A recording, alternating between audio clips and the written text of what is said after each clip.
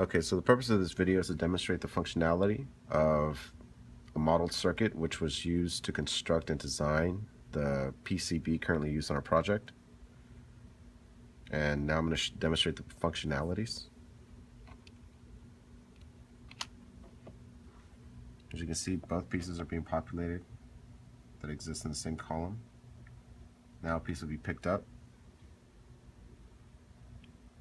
It's showing a 0 where there was a 1. Now the piece is being put back down. It's identified as an up-down move, so we'll use the button to reset it.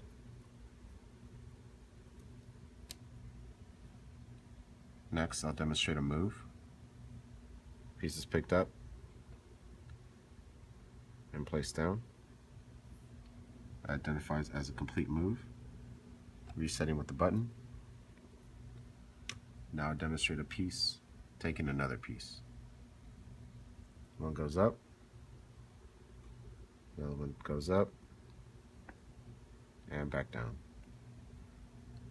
It's recognized as a piece being taken. We reset the clock, and the program continues.